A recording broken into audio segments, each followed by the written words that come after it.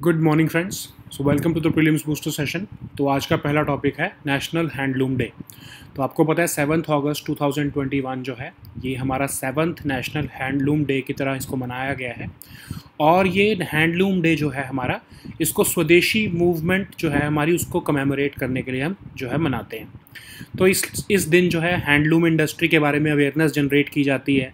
सबसे पहली बार जो है नेशनल हैंडलूम डे वो 2015 में मनाया गया था और चेन्नई में जो है वो पीएम मोदी ने जो है वो उसको मनाना शुरू किया था। तो हैंडलूम जो हमारी विविंग कम्युनिटी होती है उनको हम ऑनर करते हैं इस दिन।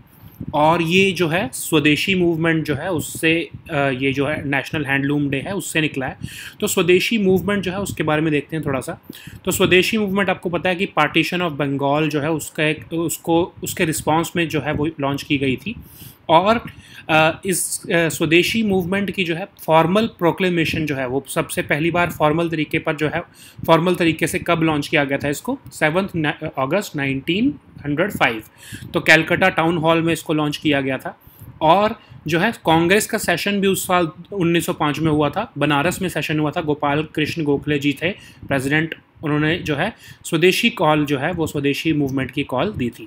ठीक है, अब स्वदेशी मूवमेंट का मतलब क्या होता है? स्वदेशी का मतलब क्या होता है कि आप अपने खुद की कंट्री के इंडिजिनस गुड्स को जो है वो यूज़ करो। और बॉयकॉट जो है वो होता है कि फॉरेन के जो मेड गुड्स हैं उसको बॉयकॉट करो। तो ये दोनों टर्म्स जो हैं वो कॉम्प्लीमेंट्री हैं, दोनों एक दूसरे के साथ एक दूसरे की पूरक हैं। ठीक है, so now let us see this topic in English. National Handloom Day. So recently India has celebrated the 7th National Handloom Day on 7th August 2021.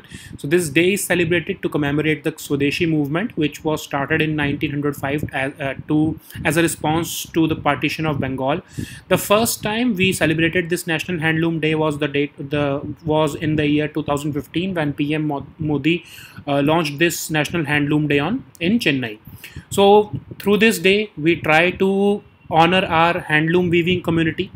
And this Swadeshi movement, it was a movement against the partition of Bengal, which was decided by the then Lord Curzon. He was the Viceroy of India. And under this Swadeshi movement, the formal proclamation of this movement was made on 7th August 1905 at the Calcutta Town Hall meeting. And on that year itself, Congress session was conducted in Banaras.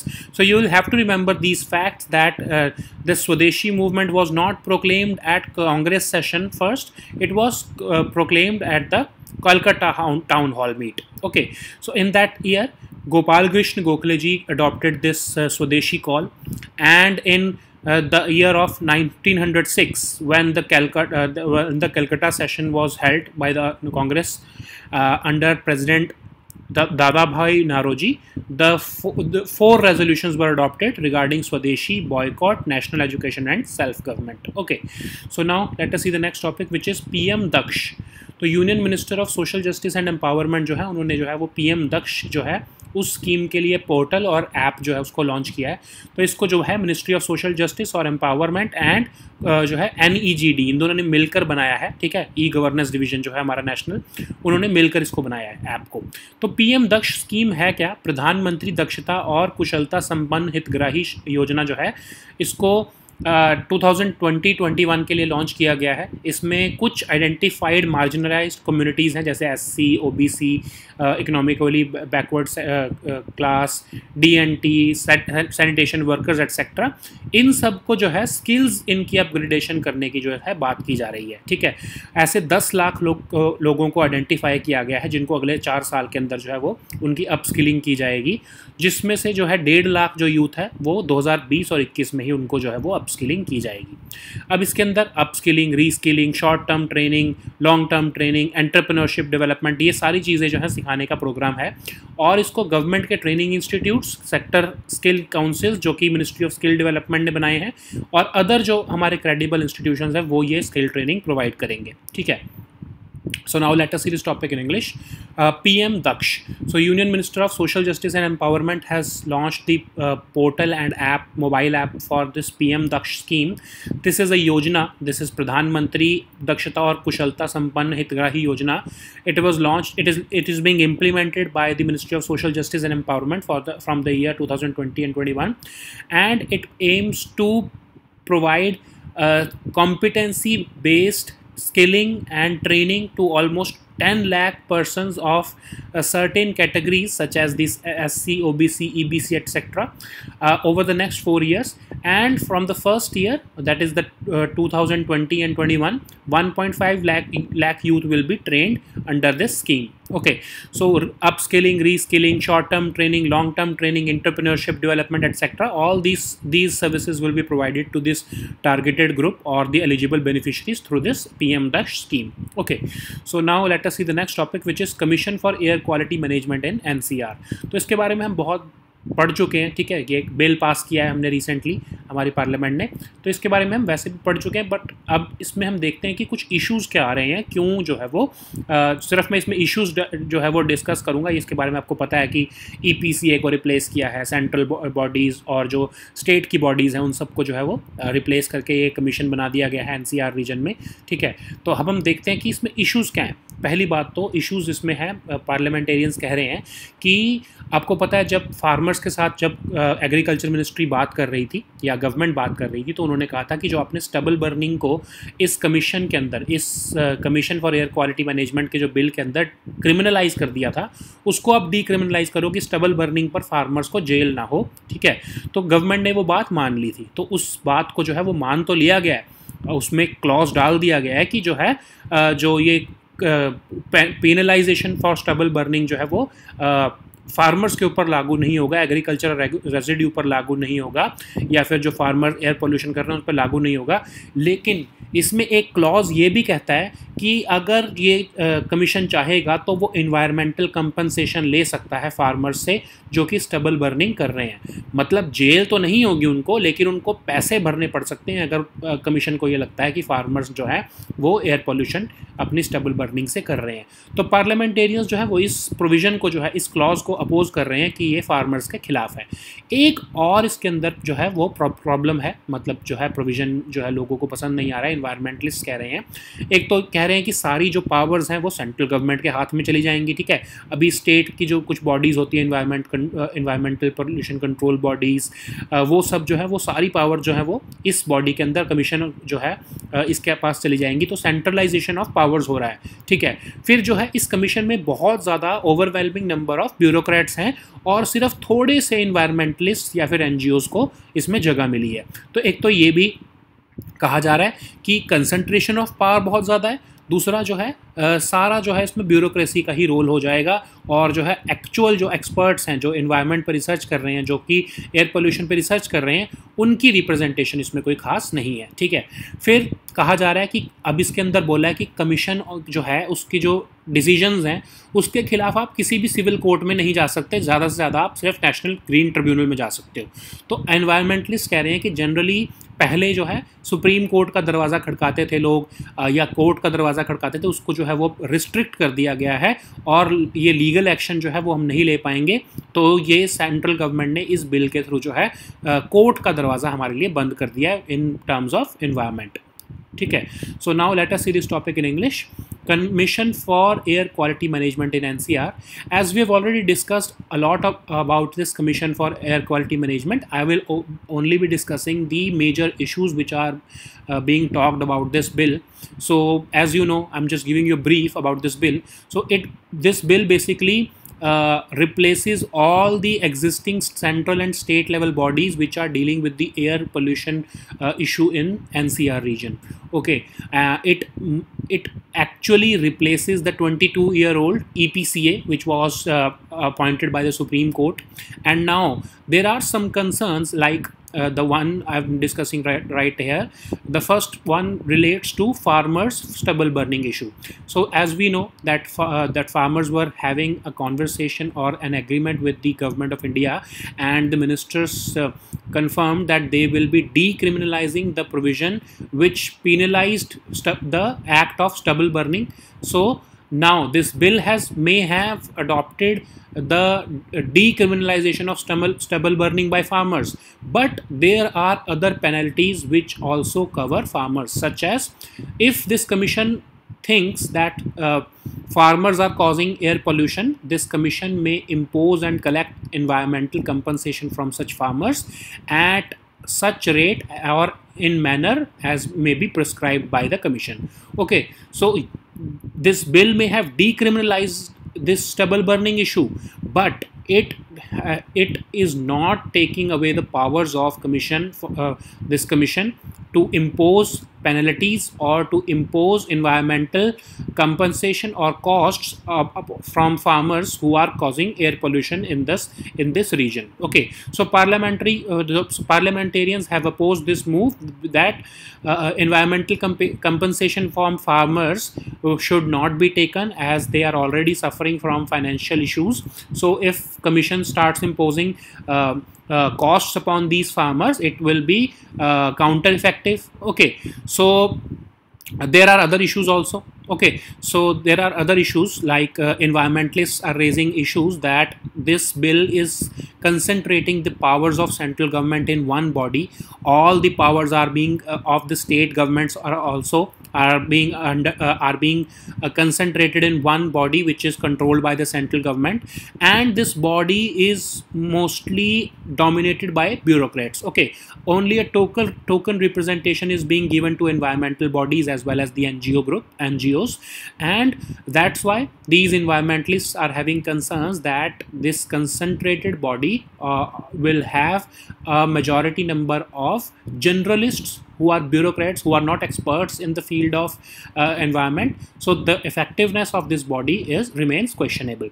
There is also another provision, as this commission, the bill which is establishing this commission, it says that that no civil court will have any jurisdiction to entertain any suit, proceeding or dispute arising from the decisions taken by this commission, and this can only be contested before the National Green Tribunal. So environmentalists are saying that it will restrict their legal action, legal options. Generally, when there is any issue with the central government or state governments, if they are not acting in favor of reducing the air pollution, these environmentalists generally go against the government in the Supreme Court. So after this bill, they will not be able to go against the commission, because the legal action options are restricted under this bill, and they will only have the option to contest the decisions of this commission before the National Green Tribunal. Okay, so now let us see the next topic, which is Dara Shikoh.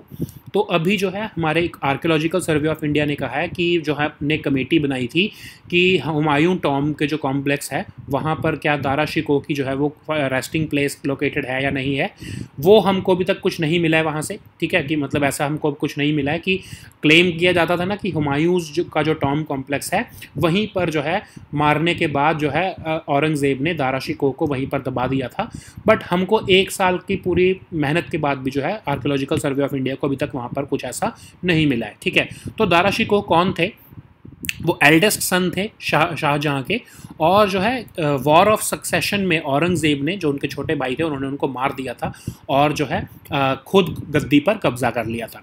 तो कहा जाता है कि जो ये दारा शिकोह हैं ये liberal मुस्लिम थे. इन्होंने जो है भागवत गीता और 52 उपनिषद जो हैं उसको जो है पर्शियन में भी ट्रांसलेट किया था. बहुत ही एक वेल स्कॉलर थे. और हुमायूं टॉम के बारे में भी देखते हैं. हुमायूं की टॉम जो है वो 1570 में बनाई थी हुमायूं की फर्स्ट वाइफ ने. ठीक है, जिसका नाम था एम्प्रेस बेगा बेगम. तो ये क्यों इतनी इंपॉर्टेंट है हुमायूं के टॉम? क्योंकि ये पहली ऐसी गार्डन टॉम है इंडियन सब कॉन्टिनेंट में. मतलब एक गार्डन टॉम मतलब इसमें 4 बाग हैं, मतलब कि 4 ऐसे जो हैं आपको गार्डन्स दिखेंगे. उनके आसपास जो है पानी का जो है वो चैनल्स बनाए हुए हैं, पूल्स बनाए हुए हैं. आपको पता ही है, वो तो आपने देखा है मुगल आर्किटेक्चर में. और ये एक यूनेस्को वर्ल्ड हेरिटेज साइट तो है ही है, और इसको हम डॉर्मेट्री ऑफ मुगल्स भी कहते हैं, क्योंकि यहाँ पर जो है मुग़ल फैमिली के ऑलमोस्ट 150 लोगों को यहाँ पर जो है वो बरी किया हुआ है। तो ऑलमोस्ट ये जो हुमायूं का टॉम्ब है, यहाँ पर जो मेजर जो मुग़ल फैमिली के जो रूलर्स थे या जो फैमिली के मेंबर्स थे उनको यहीं पर दबाया गया है, इसलिए ये हुमायूंस टॉम्ब जो है वो बहुत फेमस है। ठीक है, सो now let us see this topic in English. Dara Shikoh. So recently the archaeological survey of India has confirmed that they have not been able to locate the grave within the Humayun's tomb complex, despite forming a committee last year which was investigating if the Aurangzeb had buried Dara Shikoh in this Humayun's tomb.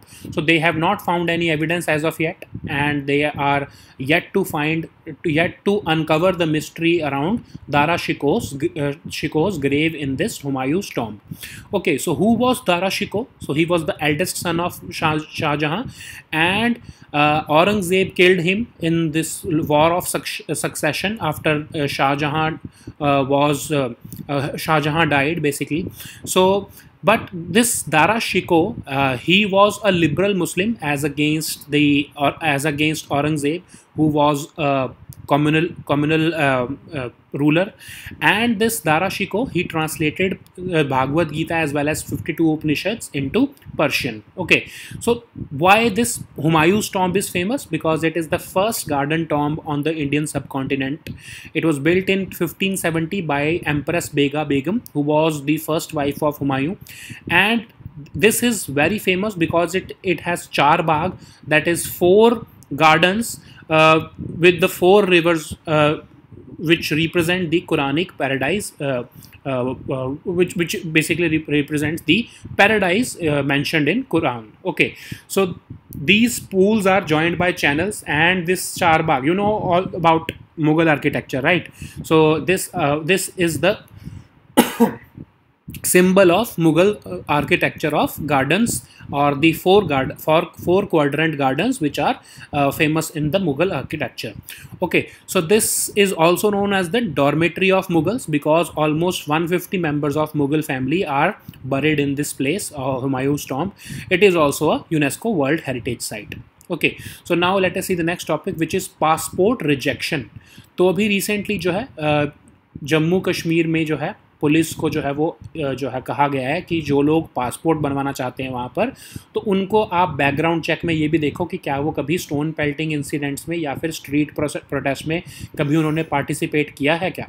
तो ये जो है ये circular issue किया गया है कि police को वेरिफिकेशन करते हुए ये भी देखना है। ठीक है, तो क्या जो है आपका क्या कोई पासपोर्ट अथॉरिटी के पास इतनी पावर होती है कि वो किसी एप्लीकेंट के पासपोर्ट को जो है वो रिजेक्ट कर दे? यस, सेक्शन 6 सबसेक्शन 2 जो है इंडियन पासपोर्ट्स एक्ट का 1967 वाला एक्ट जो है, उसमें कहा गया है कि पासपोर्ट अथॉरिटी जो है वो किसी को पासपोर्ट इशू करने से रिफ्यूज़ कर सकती है अगर वो पर्सन जो है एक तो सिटीज़न ऑफ इंडिया नहीं है, या फिर वो कोई ऐसी एक्टिविटी में इन्वॉल्व रहा है इंडिया के अंदर भी या फिर इंडिया के बाहर भी जो कि इंडिया की सोवरेनिटी और इंटेग्रिटी के खिलाफ है, या फिर वो पर्सन जो है वो कंट्री की सिक्योरिटी के खिलाफ है। अगर वो बाहर चला गया इंडिया से तो वो इंडिया की सिक्योरिटी के खिलाफ होगा, तो उसके भी पासपोर्ट रिजेक्ट किया जा सकता है, या फिर उस पर्सन की प्रेजेंस आउटसाइड इंडिया हमारे friendly relations with the country जो है उसको ख़राब कर सकते हैं।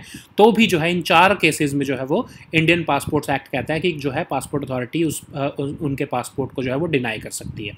ठीक है, और अगर आपको जब आप पासपोर्ट अप्लाई कर रहे हो उससे 5 साल पहले, उससे प्रीसीडिंग दैट टाइम, उससे 5 साल पहले अगर आपको 2 साल से ऊपर की जेल हो चुकी है तो भी जो है वो आप जो है उसको आपका पासपोर्ट जो है वो डिनाई हो सकता है। ठीक है, सो दिल्ली हाई कोर्ट ने इस प्रोविज़न की सैंक्टिटी को जो है वो वैलिड रखा था। जो है दिल्ली हाई कोर्ट ने कहा था कि ये जो प्रोविजंस हैं वो बिल्कुल वैलिड होंगे, और इसको जो है सेक्शन 6 सबसेक्शन 2 को जो है वो एक्ट को जो है वो वैलिड करार दिया था। ठीक है, तो क्या कोई रेमेडी होती है किसी की जब किसी की रिजेक्शन हो जाती है अगर इसकी पासपोर्ट की? तो सेक्शन 22 का जो एक्ट जो है इस एक्ट का वो कहता है कि यूनियन गवर्नमेंट के पास ये पावर है कि अगर किसी ने ये एक्ट्स किए भी हैं, जो ये 4 ऊपर मेंशन्ड हैं ये एक्ट्स, तो ये अगर आपने किए भी हैं तो यूनियन गवर्नमेंट जो है वो एग्जेम्पशन दे सकती है आपको अगर उसको ये लगता है कि ये ठीक रहेगा तो वो यूनियन गवर्नमेंट आपको एग्जेम्पशन दे सकती है, ठीक है। सो now let us see this topic in English, passport rejection. Okay, so a circular has been issued by the Jammu Kashmir police. A circular has been issued by the police in Kashmir to look into the past record of involvement in stone pelting cases and other street protests of all those people who are applying for a government job or if they are applying for a passport. Okay, so section 6 subsection 2 of Indian Passports Act says there are 4 situations in which the passport authority can deny issuing of a passport to a person. So the first one is if he or she is not a citizen of India, of course, then he or she cannot apply for the passport. Or the second one is if that person is engaged outside India in activities which are not in favor of the security and integrity of the country, or if the person's departure from India will be detrimental to our country's security, in that case also the person will be denied the passport. If the person's presence abroad may be prejudicial or may be harmful to India's friendly relations with a foreign country, in that case also the passport issuance can be denied. Okay, so there is also another provision. If the person was jailed for more than 2 years in the past 5 years, then also the passport issuing authority can deny the passport to that concerned person. Okay, so is there any legal remedy available to the applicant? This section 22 of the Act says that Union government can exempt any person or class of person if it feels or if it thinks that it is right to do so. Okay, so it is basically a discretionary power of the Union government, and this power has been used in 1993. A notification was issued by the Ministry of External Affairs regarding certain category of citizens who were having a criminal case pending before the court against them. So the Ministry of External Affairs provided them protection from obtaining this Indian passport. Okay, so now let us see the next topic, which is Abaninder Nath Tagore जी. तो 150 साल की उनकी जो है commemorate करने के लिए उसके लिए एक हम पूरे 1 साल की सेलिब्रेशन जो है वो स्टार्ट हो चुकी है हमारी कंट्री में. और अबनिंदर नाथ टैगोर जी जो है वो कौन थे? वो हमारे रविंद्रनाथ टैगोर जो थे उनके नेफ्यू थे, और वो सबसे पहले हमारे स्वदेशी वैल्यूज़ जो कि इंडियन आर्ट में स्वदेशी वैल्यूज़ को लाने के जो है वो सबसे पहले सपोर्टर रहे हैं. ठीक है, उन्होंने Indian society of oriental art भी बनाई थी और बंगाल स्कूल ऑफ आर्ट को जो है वो उन्होंने ही एस्टेब्लिश किया. ठीक है, फिर वो इंडिया में इंडियन आर्टिस्ट के ऊपर जो इंग्लिश इन्फ्लुएंस था उसको कम करना चाहते थे. उन्होंने मुग़ल और राजपूत पेंटिंग्स को बहुत फेमस किया, और वो पेंटर भी थे और राइटर भी बहुत अच्छे थे. तो उन्होंने बूडो आंगला, खिरेर पुतुल, राज कहानी, ऐसी ऐसी बहुत सारी बुक्स लिखी जो कि बच्चों के लिटरेचर में बहुत फेमस हैं बंगाल में. ठीक है, और क्या उन्होंने काम किया था, और क्या कौन से उनके इम्पॉर्टेंट वर्क हैं, जैसे गणेश जननी, भारत माता, विक्ट्री ऑफ बुद्धा, ये उनकी बहुत फेमस पेंटिंग्स में से एक है.